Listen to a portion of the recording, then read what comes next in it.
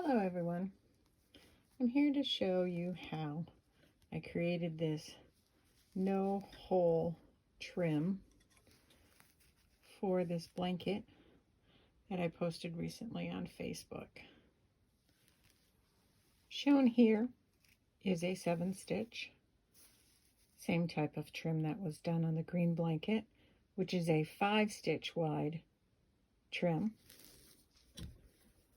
I'll also show you an extreme version, which is a 10-stitch wide. I have not yet gotten where I like the look of the pull-up, whether I want that or that, but we'll get into that when we do the video. I just want to share with you some of the tools that I were playing with to do this. I have a 5-stitch, a 6, a 7, and a 10. Obviously, you can use a 7-stitch tool transfer and set it to whatever stitch width you like. You can use your regular transfer tools, use them in conjunction with each other. I just happen to have those tools, and that's what I started to play with. So we will get into how to do this. I'm going to see if I can back the camera up a little bit. This is what I refer to as a walking trim, meaning that as you create it, you will be moving down your needle bed on the knitting machine. So what we're going to do is pick any spot you can to start your trim. It is a matter of doing your regular loops or bars, whichever way you know them, hanging those on the machine. Whoops, I dropped one right away. And these are going to be our starter stitches.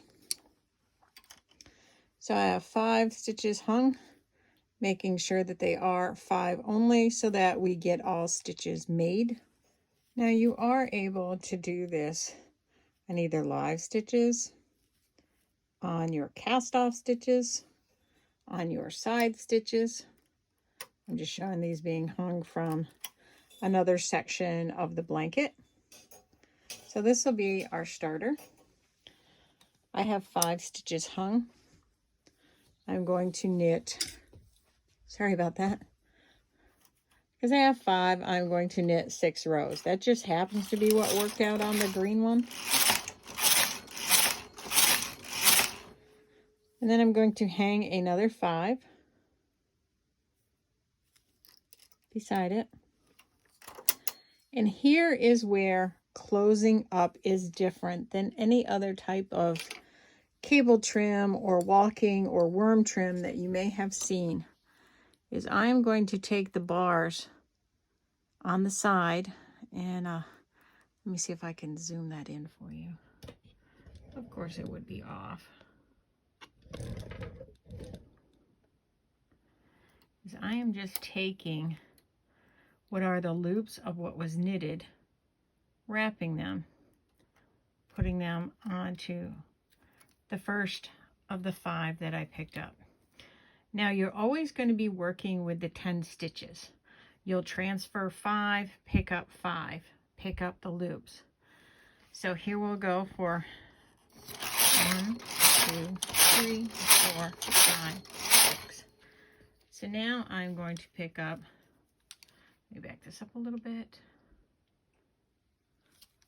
5 more stitches.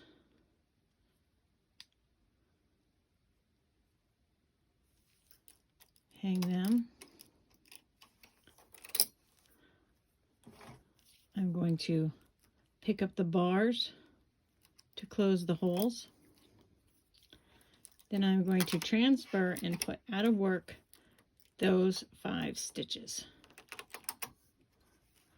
And now I will repeat. 1, 2, 3, 4, 5, 6. Now I did find, using hand weight, if I pulled a little harder on this side, I got a nice edge that would roll down, but even the weight of the blanket here is enough to do it. So once again, We'll pick up 5 new stitches on the side, hang them next to it, pick up the bars to close the hole that is created by knitting that length, transfer the 5, and then knit the 6. And that's all that there is to doing that. See if I can aim again, and I apologize for bumping the camera. I'm trying to sneak this on my lunch hour. And that closes it up. Gives you no little finger holes to get caught in. Just work your way around. What I found when I got to corners is instead of just knitting 6, I knitted 12, and then I wrapped onto the corner and picked up the 5 stitches on the other side and continued the same process all the way around. So I hope that helps everybody understand. If you have more questions, just let me know. As I stated, you can do any set of numbers of stitches and create different designs. Thank you. One quick thing I should note is that when you've worked your way down the needle bed and you're at the farthest edge and you don't have enough room to do another set, before picking up the ones from the blanket edge, transfer them onto the other one and then just move your way back up to bed so that you can start, not that you can see that, so that you can start walking back down the bed again. And that's all that you need to do for those.